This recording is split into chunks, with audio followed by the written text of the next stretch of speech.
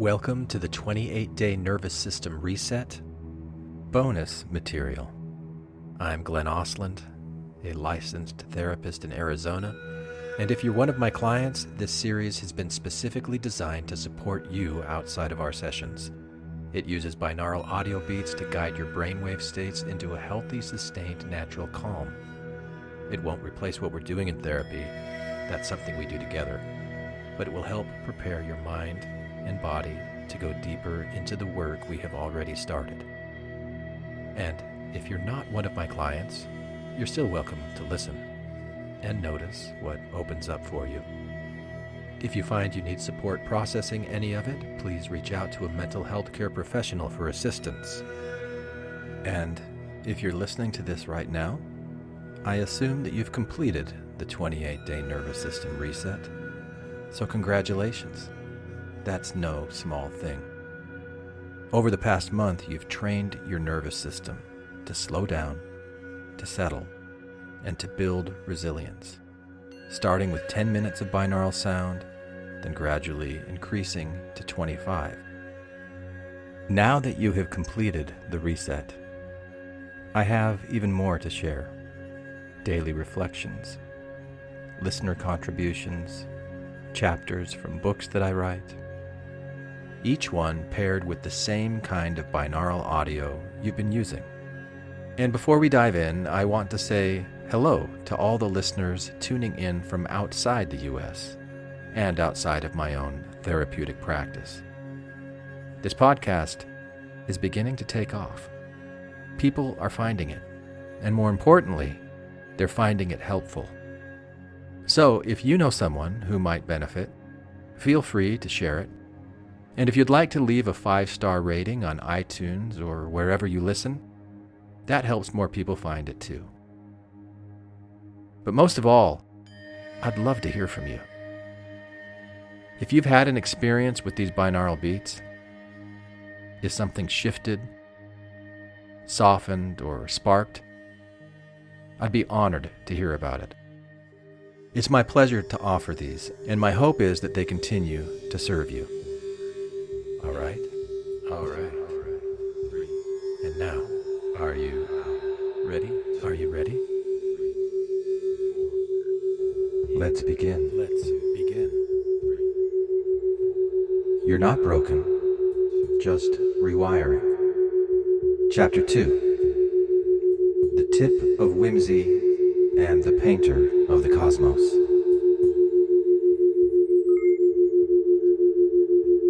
Is it just me? Or does the universe sometimes feel like a master artist with a very weird sense of humor? Like it knows exactly what it's doing and still throws in a glitch just to see how you'll respond. One moment, you're flowing. The next, your plans collapse. Your chest tightens. Your intuition flickers like a bad Wi-Fi signal. You were certain, and now you're sideways. And something in you whispers, wait, am I still being painted? The spiral so far. In Chapter 1, we explored that familiar experience when something feels wrong, even when you're doing everything right. We suggested that this tension, what feels like collapse, confusion, or contradiction, may not be failure at all, but the beginning of transformation. We reframed symptoms and struggles not as flaws, but as signals of deeper systems adapting and evolving. We highlighted highlighted the importance of looking beyond surface forms, whether that form is anxiety, addiction, perfectionism, or even kindness as armor, to the functions they serve: survival, protection, or regulation. And we saw that, much like the dragonfly nymph destined for flight, our current form may conceal a blueprint for growth, waiting to unfold. Detecting the function behind the form. Detecting the function behind the form. In Chapter 1, I told you that the most important idea I'll offer in this book might be this. Don't get stuck on the form. Don't get stuck. Look to the function on the form. So let's begin chapter 2 by looking at some forms. Different proverbs from around the world. See if you can identify the common function beneath them all. When life gives you lemons, make lemonade. American proverb. Trust in God, but tie your camel. Arabic proverb. Don't curse the darkness, light a candle. Chinese proverb. Fall 7 times and stand up 8. Japanese proverb. The same boiling water that softens the potato hardens the egg. Indian proverb. Smooth seas do not make skillful sailors. African proverb. God gives the nuts, but he does not crack them. German proverb. You can't stop the waves, but you can learn to surf. Zen teaching from Japan. Call on God, but row away from the rocks. English seafaring proverb. No one can choose the face he has given, but each can choose his expression. Chinese proverb. A bend in the road is not the end of the road, unless you fail to make the turn. Romani proverb. What do all of these sayings have in common? The forms clearly differ. Lemons, camels, sailors, candles. But the function is the same. Each saying is a reminder that we live within a sea of forces we do not control.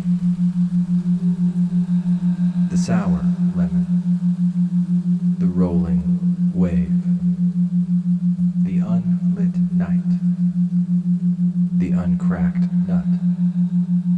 All of these are givens. Yet within those givens lies a space for agency. We cannot command the storm, but we can learn to steer. We cannot halt the fall, but we can rise again. We cannot dictate the conditions, but we can choose how we respond to them. Because we all have this thing called free will, right?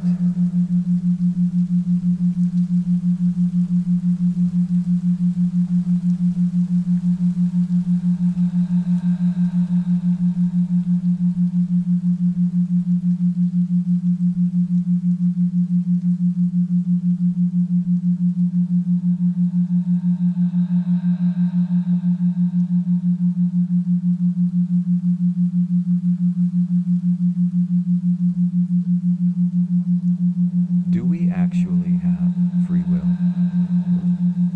Neuroscientist, philosopher, and popular podcaster Sam Harris doesn't think so. In his book, Free Will, he argues that what we call choice is just determinism in action.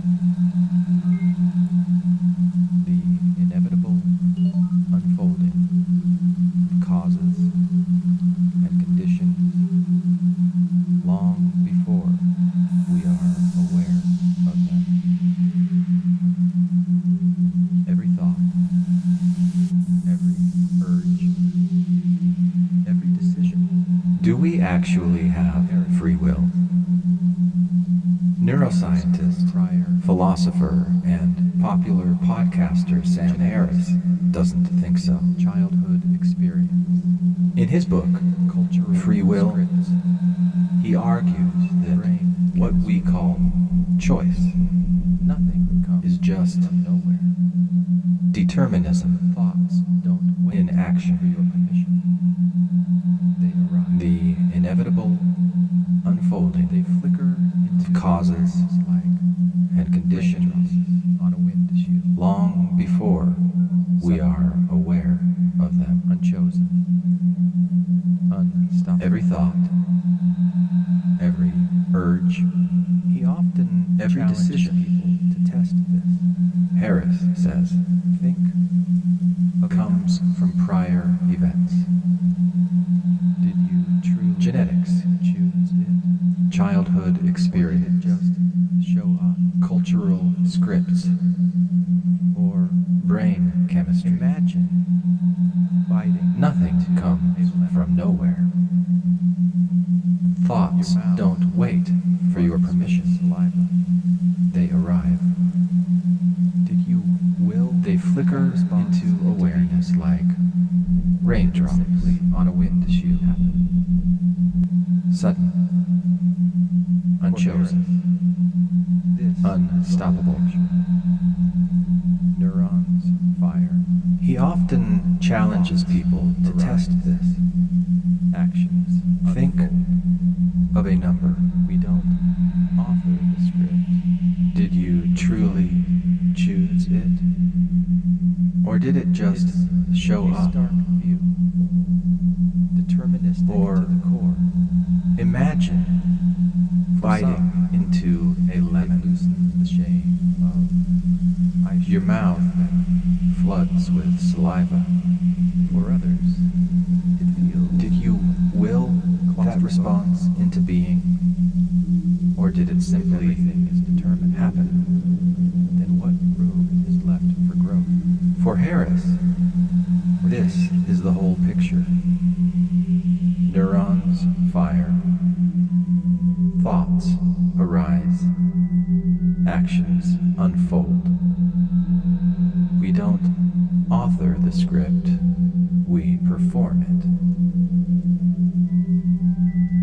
it. It's a stark view, deterministic to the core. For some, it loosens the shame of, I should have done better. For others, it feels claustrophobic. If everything is determined, then what room is left for growth, for change?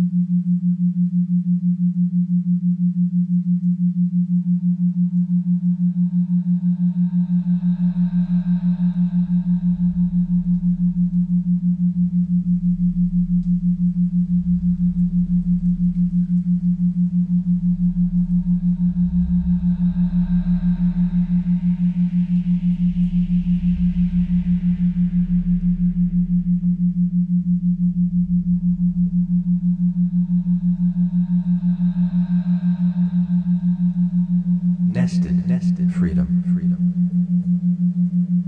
When I first heard Sam Harris, I found his logic sharp, even liberating.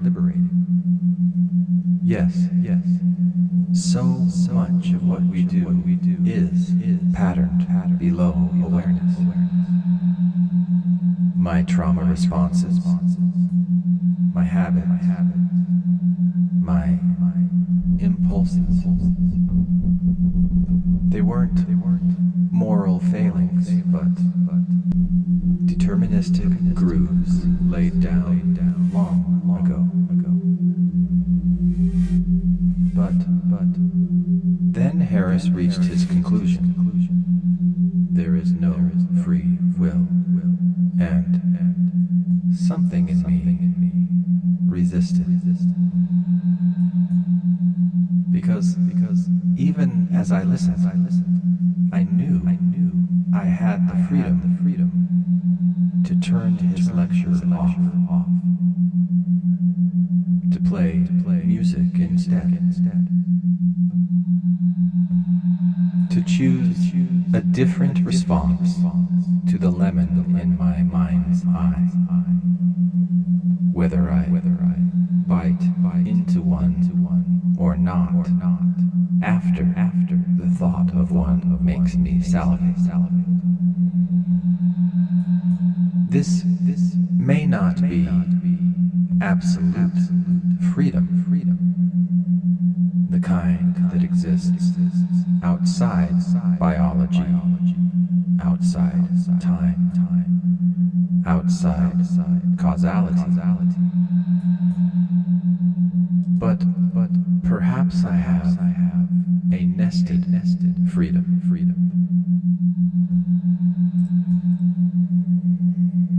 A bounded will, rather than a completely free one. Think of it this way. You don't get to choose the weather, but you can choose whether you bring an umbrella. That's not absolute control. It's situational agency. And that, to me, feels closer to how human freedom actually works. It was this question, what kind of freedom exists inside determinism, that led me to Michael Singer.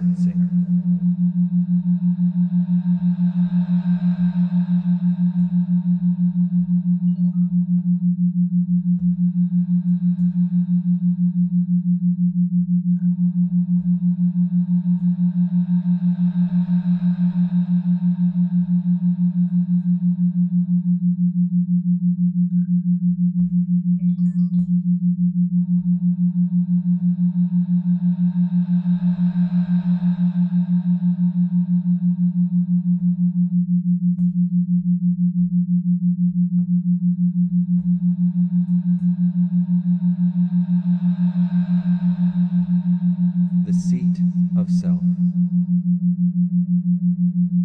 In The Untethered Soul, Michael Singer describes a subtle awareness. The seat of self. For him, the self is not the thoughts you think, the emotions you feel. The seat seat of self, or the impulses that surge in the untethered soul. Michael Singer describes a subtle awareness, the quiet, the seat of self. For him, the self is not the thoughts you think, the emotions you feel, or the impulses that surge through your nervous system. It is the one who notices, but the quiet observer behind your eyes. Not to suppress. Most of us live fused with our thoughts. Anger arises and we are anger. That noticing Fear appears stop the raindrops and we are fear. But the lemon thought Singer invites us to step back, the childhood not to suppress or deny, flares in your chest, but to notice. I am the one who sees this. in that noticing That noticing of choice doesn't stop the raindrops, Harris describes. that noticing The lemon thought still makes your mouth water. of The childhood trigger process still flares in your chest. But a nested here's the shift. inside the larger stream In that noticing, and conditions a pocket of choice you can opens. soften instead of tighten, pause That noticing instead of lashing itself, out. a feature of deterministic processes evolving through time. Determinism describes A nested freedom inside the larger stream of causes and conditions. You can soften the current, instead of tighten, but you can lean pause left or instead of lashing out.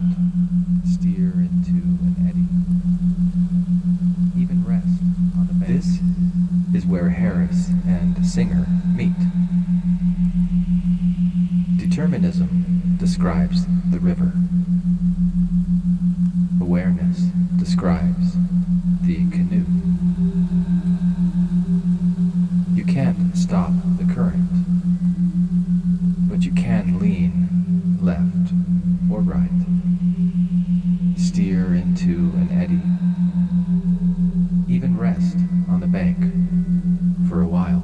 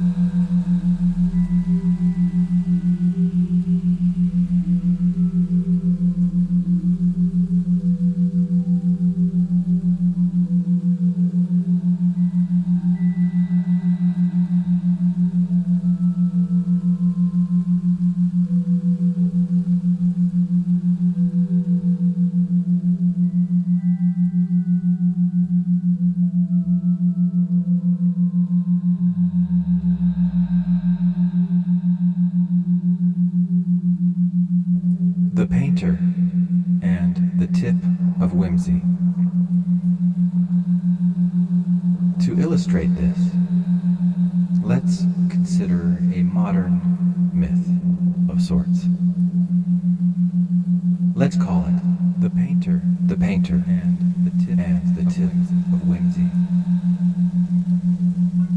To illustrate this, Imagine this. let's consider There is a great modern painter. of sorts. Some Let's call it God, the painter. Some say the universe or nature. Imagine this. There is a great Consciousness with a pulse. some Or call it God. the quiet intelligence Some say humming behind your breath. or nature. Sometimes in my more whimsical moments, Consciousness with a pulse. I like to call it or Leonardo, determinist, quiet Vinci, intelligence humming behind your equal parts divine artist breath. and Sometimes cosmic my engineer, more whimsical moments. a master I like to call of structure and soul. Leonardo, determinist, Vinci.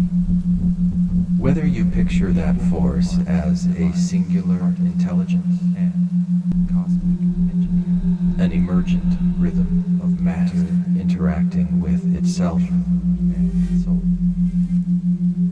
or the mystical choreography Picture that of force as a cells, singular intelligent neurons, and electric longing of matter that makes your brain interpret these words right now. or the mystical The name choreography doesn't really matter.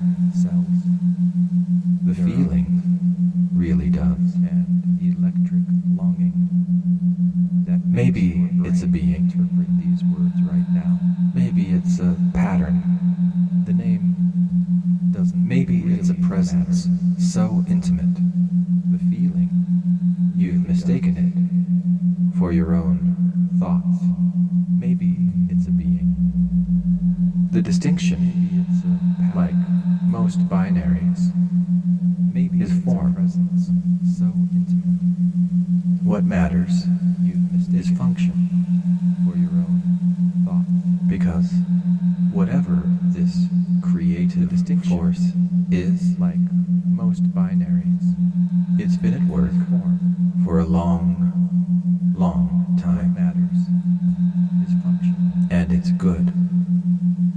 Because whatever So good, this creative in fact, force is, that perfection it's been at became work for a long, predictable. long time.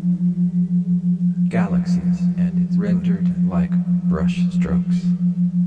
so good, Gravity in fact, played like a cello. that perfection The formulas always worked. And that, galaxies in a way, rendered like became brush strokes. the problem. Gravity played like a cello. Predictable beauty The became formulas always boring. worked.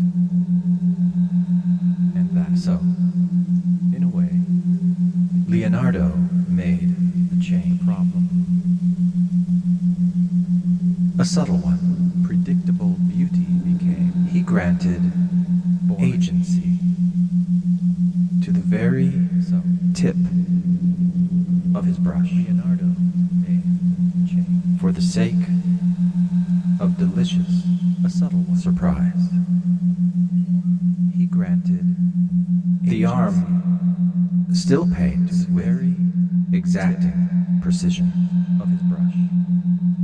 sweeping through space-time with deterministic grace. Surprise. But at arm the very tip Still paints of the brush, exacting precision.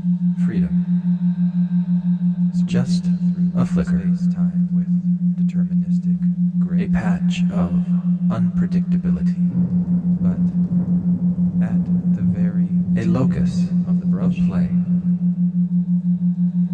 freedom. a shimmer of felt sense agency that allows the bristles Patch of to move left or right, a locus to push hard or go soft, a shimmer of felt sense to improvise texture, allows the bristles variation, to move left life or right, within the larger to flow. push hard or go soft. The choreography still holds, to improvise texture, but now variation, there is a dancer inside the dance. within the larger This flow. is the tip of Whimsy, a place of unpredictability, But now, a wobble there is a that breaks dancer the pattern, inside the dance. a shimmer of This possibility, is the tip of whimsy. the bristle feels, it A leaves, wobble that breaks it the pattern. shifts the line ever so A shimmer slightly. of possibility. That tip The bristle is the seat of self, it the place where noticing becomes freedom, shifts the line ever so where slightly. deterministic grooves meet plastic That possibility. tip is the seat of self. The place where noticing becomes freedom. Where deterministic grooves meet plastic possibility.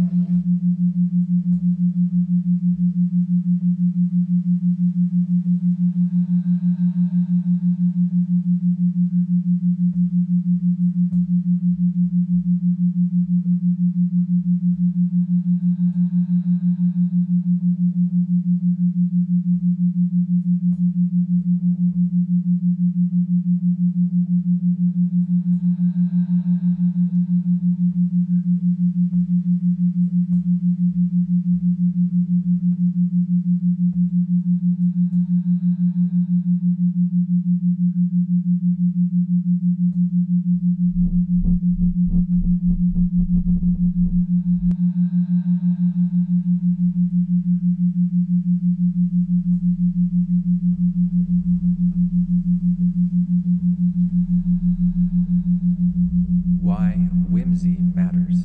Why whimsy matters. Neuroscience has a name. Neuroscience has a name for this wobble. Prediction error. Prediction error. The moment your brain realizes. The moment your brain realizes isn't what it expected isn't what happened. The model glitches. The model glitches. Dopamine sparks attention. Dopamine sparks attention. And so the system Has a chance to The system rewire. has a chance to rewire. Therapists call this a corrective. Therapists call this a corrective emotional experience. Meditators call it the space. Meditators call it the space between thoughts. Trauma healers call it the body. Trauma healers call it the body learning a new truth. Different names for the same. Different names for the same reality. The tip of whimsy, the seat Small of self, but profound freedom. the small inside but determinism. profound freedom inside determinism. And here's the practical gift. And here's the practical gift. Is plastic. The brain is plastic. It learns. It rewires. Survival carved. The grooves survival carved don't have to rule you forever. Let me give you two examples. Let me give you two examples What I mean. to show you what I mean.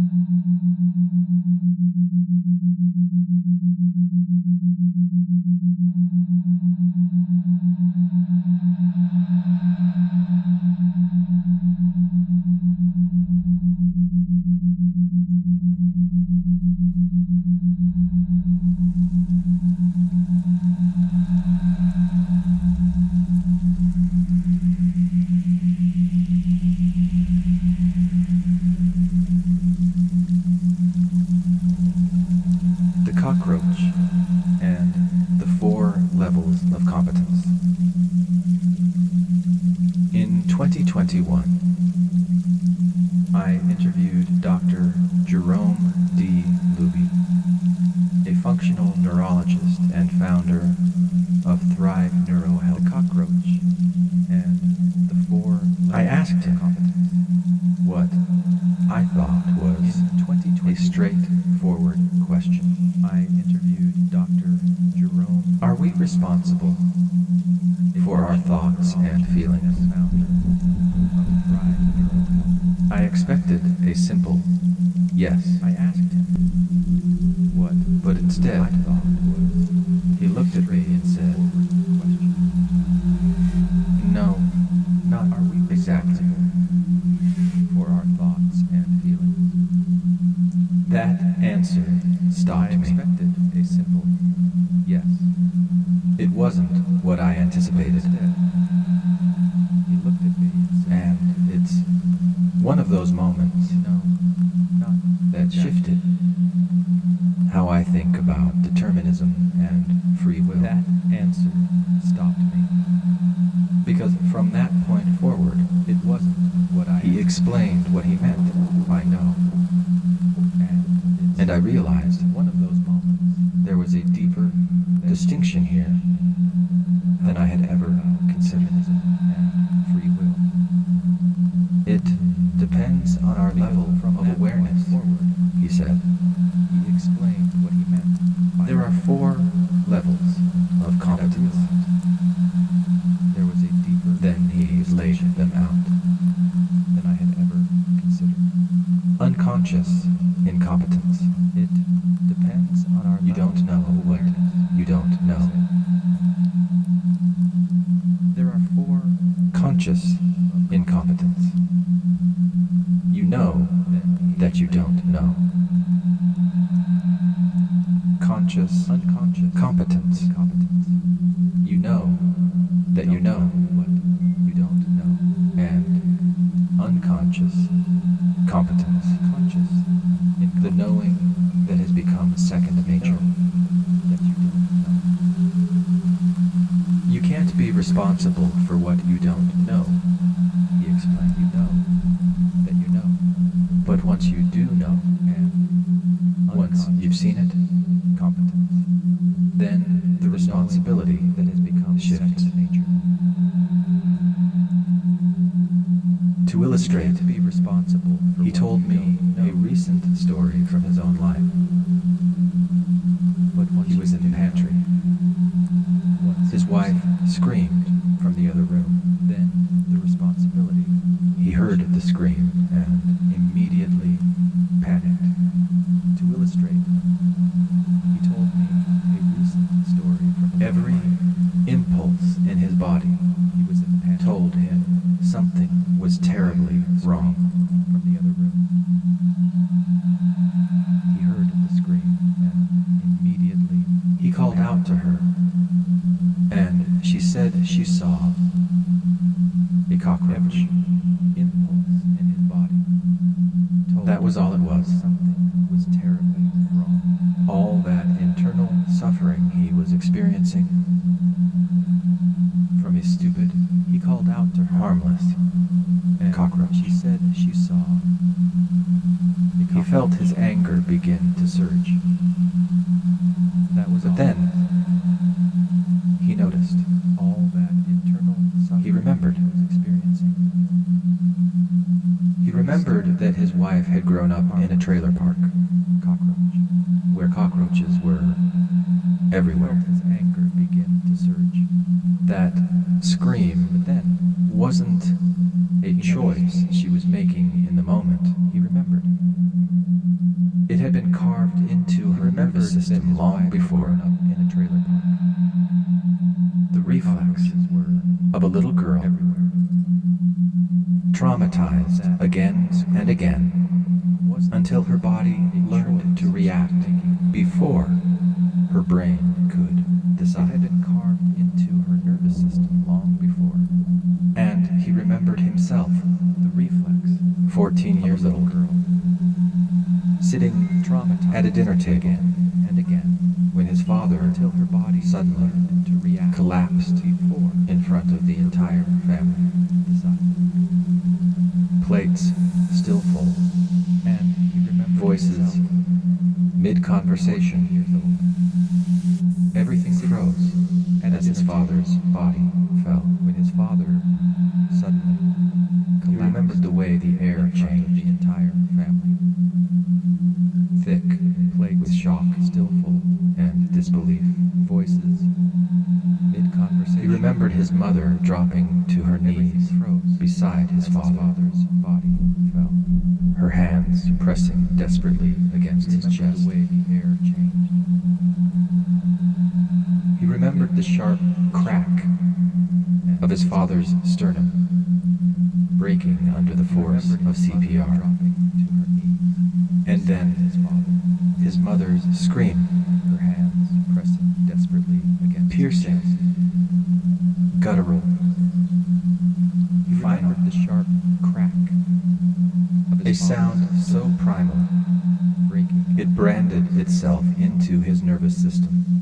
and then his mother's scream. That scream told him in an instant that life would never be the same, Final. that something A irreversible sound so had primal, just happened. it branded itself into his nervous system. So, back in the pantry, That scream, when his wife screamed at the cockroach, that life would never be the his same. body didn't register That something just irreversible this scream. just happened. It also registered that one. So, back in the And pantry, in an instant, when his wife screamed, he was back at that dinner table, panic flooding through him registered before thought could catch up. this scream. His whole system lit up with fear and anger, And not in an instant, because of a cockroach, he was back but at because that of the trauma welded into him flooding as a through boy. him before thought could catch up. And this was the distinction His whole he system wanted me to see. lit up with fear and anger. His wife had no control over her Because of the scream. cockroach. It belonged to But because of the trauma unconscious welded into competence. him as a boy. Her body reacted before awareness could intervene. He wanted me to see. He had no control over the surge of panic that swept him. That, too, lived in unconscious competence. Reflexes written in long before choice was possible. He had no control over the surge of panic that But swept him. the moment he remembered, That, too, this is my nervous system reacting. This isn't about her. This isn't about now. written in, He moved into conscious competence. That remembering was a hinge point. the moment he remembered, He could choose to is my nervous lash system out in reacting. anger, This isn't about her. or to stay trapped in the old script, He moved or into he could choose something else. That pause, That remembering was a that hinge noticing, was the birthplace of responsibility. lash out in anger, It is here or to stay trapped. that the paradox of determinism and free will comes or into you view. choose something else. The scream and the panic That pause were Leonardo, determinist Vinci. was the birthplace. The of grand, unyielding brushstrokes laid down by experience It is here and biology. that the paradox of Strokes, and neither of them authored, to view. but the pause, Scream and the panic. the act of awareness, were Leonardo determined. that was the tip of whimsy, the grand, unyielding, the trembling bristle at the end of the cosmic brush, and biology. where, Strokes, if you look closely enough, you find the shimmer, the pause, of freedom. the act of awareness. That was the tip of whimsy. The trembling bristle at the end of the cosmic brush, where, if you look closely enough,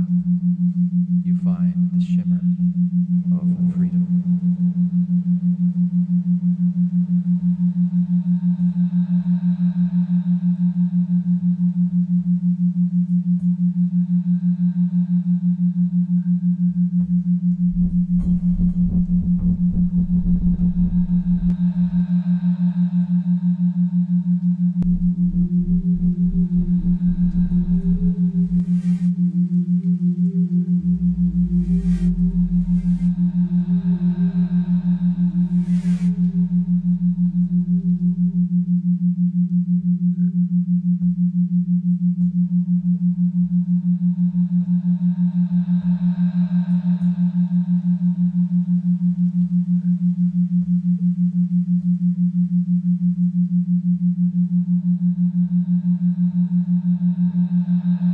Heal your mind, heal your body. Heal your mind, heal your body. Dr. Schuyler Hamilton is a mind-body practitioner, clinical hypnotherapist, and host of the podcast Heal Your Mind, Heal Your Body, Heal Your Mind, where she explores how stress, trauma, and nervous system dysregulation manifest as physical illness, and how they can be unwound. In one powerful episode, she interviewed Lily, a 20-year-old college student living with cyclical vomiting syndrome, CVS, a rare and debilitating disorder of the brain-gut axis. Lily had been one of Dr. Hamilton's patients for about a year, and she agreed to share her journey. Here is Lily in her own words.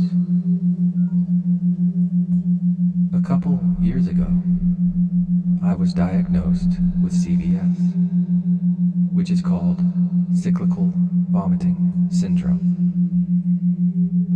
Basically, it entails a lot of nausea, vomiting, tummy aches, abdominal pain. I was tested for every disease, and it all came back negative. So it was just the fact that I was throwing up so much. Lily explained that her episodes could last 1 to 2 days, up to probably over a week, sometimes coming in waves. When she left home for college, things worsened. I started just throwing up.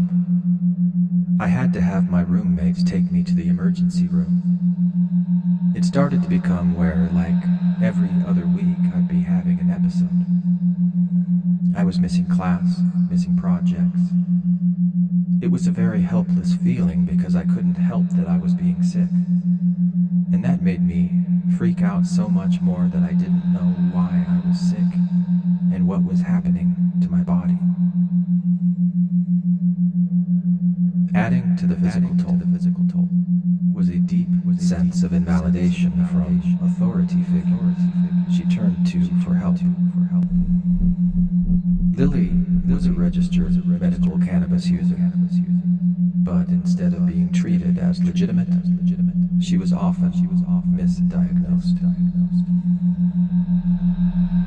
I faced a lot of discrimination, she said. They would immediately tell me, "Oh, you have cannabinoid hyperemesis syndrome." The first 3 things the doctor would see is abdominal pain, nausea, vomiting, marijuana smoker. So they already had their mind made up. I had a nurse come in, dump the rest of my IV bag in the sink and tell me that I needed to leave. Her gastroenterologist eventually referred her to Dr. Hamilton and clinical hypnotherapy. Lily was ready. At that point, I was so open ears to literally anything, Lily said. The big thing I used to always say in these episodes is that it feels like my body is having a panic attack without me. Because mentally, I would not be freaking out. But my body would have all of those physical symptoms of a panic attack. And then it would just lead me to throwing up. That one sentence, my body is having a panic attack without me, hit Dr. Hamilton like a tuning fork. It captured something essential. Lily's mind wasn't choosing the panic. Her nervous system was carrying out a script written long before she had any say in it. As Dr. Hamilton explained, Lily's body was stuck in a chronic fight-flight response. A second gear limbo, revving hard without release. Beneath it all was unresolved childhood stress. Lily continued. I think a big reason my symptoms escalated when I moved out is because I left my childhood home. Growing up, there were difficulties. Once I left, I was like, we're out of there. Let's purge all the bad stuff. I think that's what really sparked that intense illness. Over time, Dr. Hamilton taught Lily ways to pop her limbic system into neutral. Tools of whimsy, where Lily could lean another way. One of my favorite things early on, said Lily, was the soft, focused gaze. That really helped me ground myself. I would be breaking down crying, and then stop crying and be like, well, I feel a little better. The first time it worked, I was like, I wasn't expecting that. She also used mantras. I'm okay. I'm safe. I know what to do if things get bad. Even if I'm rocking back and forth on the bathroom floor, waiting to throw up, I'm like, it's okay. I got this.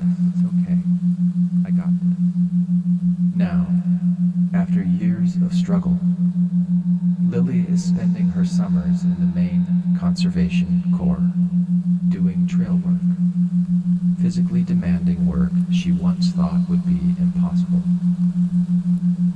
I'm very excited, said Lily, because this is something that I would have never dreamed of doing. But I'm just very proud of myself that I'm actually going to do it.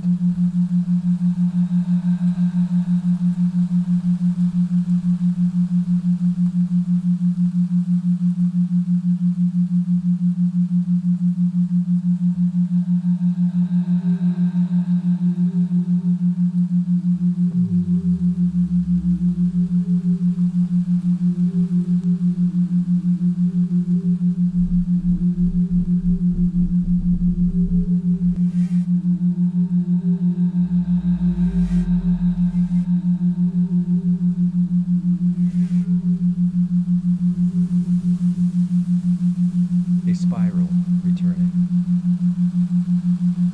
Lily's story is not an outlier.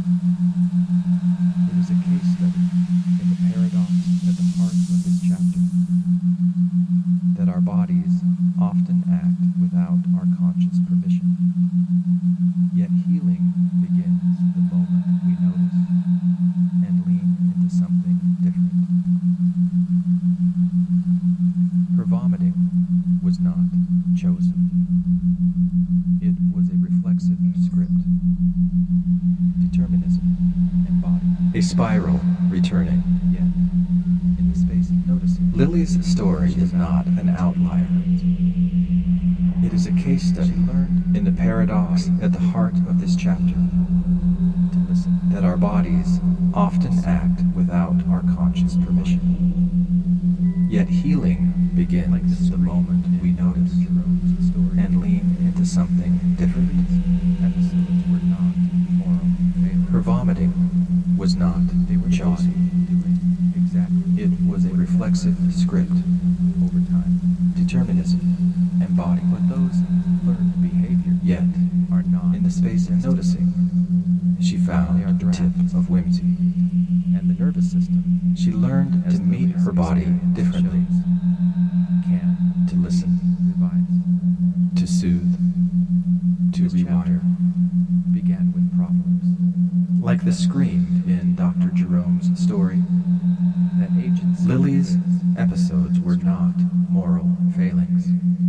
It moved through they were the body doing exactly what it had learned to do over time. But those learned behaviors are not destiny. They are drafts. And the nervous system, as Lily's experience shows, can be revised. This chapter began with Proverbs that point to a deeper function, that agency lives within constraint, because even when it moved through the arguments of Sam Harris, who reminds us how little we control, and Michael Singer, who reminds us how much we can witness. It explored the metaphor of the painter and the tip of whimsy, determinism in the arm, freedom in the bristle. And now we return, spiraling back with more depth. Because even when you automatically salivate just by thinking of a juicy lemon, even when you fall down 7 times, by no fault of your own, and even when your body is having a panic attack without you, and notice, you can pause and notice, and possibly lean another way. Because you are not broken, just rewiring. Always, even long after this sound fades.